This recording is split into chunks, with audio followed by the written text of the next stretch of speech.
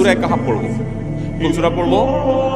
সূরা কাহাফ। যারা কোরআন পড়তে পারেন না তারা শুনবেন, আর যারা পড়তে পারেন তারা নিজে পড়বেন। সূরা কাহাফ যদি জুমার দিন কেউ পড়ে, নবী করিম সাল্লাল্লাহু আলাইহি ওয়াসাল্লাম বলেছেন এই সূরাটা তার জন্য নূর হবে, নূর, আলো আল্লাহর তরফ থেকে। কিয়ামতের ময়দানে ভয়াবহ গুটগুটে অন্ধকার হবে। কিয়ামতের একটা ভয়াবহ শাস্তি হলো অন্ধকারের শাস্তি। ভাইরা আমার, অন্ধকারের শাস্তি মানে এমন ভয়াবহ অন্ধকার হবে যে দুনিয়ার অন্ধকারের সাথে কোনো তুলনাযোগ্য নয়। সেই ভয়াবহ অন্ধকারে কিছু আমল আছে যে আমলগুলো মানুষের ওই অন্ধকারের মধ্যে আলোর কাজ দিবে। এর মধ্যে একটা হলো ওযুর অঙ্গগুলো যদি কেউ ভালো করে ওযু করে, সুন্দর করে ডলে ডলে যেন শুকনো না থাকে, উত্তম রূপে যদি ওযু করে, কেউ পানি অপচয় না করে, পানি অল্প নয় কিন্তু ডলে বেশি, সুন্দর করে যদি কেউ ওযু করে, এই ওযুর অঙ্গগুলো কিয়ামতের ময়দানে উজ্জ্বল হয়ে জ্বলজ্বল করে জ্বলতে থাকে এবং তার জন্য আলোর কাজ দেয়। সবাই যখন অন্ধকারের আযাবের মধ্যে নিমজ্জিত থাকে, হাউতাশ করে, তখন এই ব্যক্তির এই আমলটা তার আলো ভূমিকা আসে। আর আরেকটা হলো এই সূরা কাহাফ।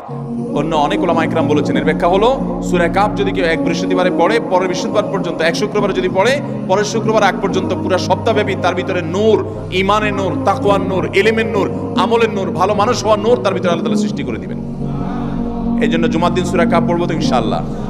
আলহামদুলিল্লাহ ভাই, আপনাদেরকে যে আমলগুলো করছি এগুলো আমি আমার পরিবার সদস্য, পরিচিত, সহকর্মী, আমি চেষ্টা করি সবাইকে স্মরণ করানোর এবং আমল করার চেষ্টা করি।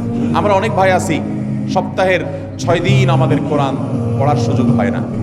তো অন্তত জুমার দিন সূরা কাহাফটা যদি আপনি বাধ্যতামূলক করেন, আলহামদুলিল্লাহ, এটা অনেক বড় সূরা, পড়তে আপনার 20-25 মিনিট 30 মিনিট সময় পর্যন্ত লেগে যাবে। আপনি আধা ঘন্টা সময় ধরে যদি আস্তে আস্তে সুন্দর করে পড়েন, তো সপ্তাহে একবার অন্তত কোরআনের সাথে আপনি সময় দিলেন।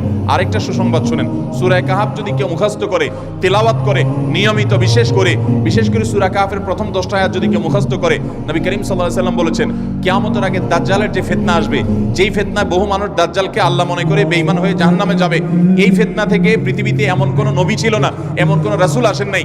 এই মানব ইতিহাসের প্রথম মানুষ আদম আলাইহিস সালাম থেকে নিয়ে আমাদের মুহাম্মদ সাল্লাল্লাহু আলাইহি ওয়াসাল্লাম পর্যন্ত এই লক্ষ লক্ষ যত নবী রাসূল এসেছে, সমস্ত নবী রাসূলরা একটা ব্যাপারে সাবধান করে গেছেন, দাজ্জাল আসবে, যে দাজ্জালের হাতে পাওয়ার থাকবে এত বেশি, অলৌকিকত্ব থাকবে এত বেশি, সে মরা মানুষকে জিন্দা করে ফেলবে, জিন্দা মানুষকে বলবে সে মরে যাবে, তার হাতেই সব কন্ট্রোলিং পাওয়ার থাকবে, দুনিয়ার সমস্ত রিজিক তার হাতে কক্ষিগত থাকবে, এমন পাওয়ার থাকবে তাকে দেখে মানুষ বলবে হ্যাঁ এই তো আল্লাহ, এই তো সবকিছু পারে, বেঈমান হয়ে যাবে। এই দাজ্জালের ফিতনায় তোমরা পড়বা না, বেঁচে থাকবা। বুদ্ধি দিয়া বিবেক দিয়ে মানুষ বাঁচতে পারবে না। দাজ্জালের ফিতনা থেকে বাঁচার জন্য সকল নবী রাসূলরা এর জন্য সাবধান করেছেন।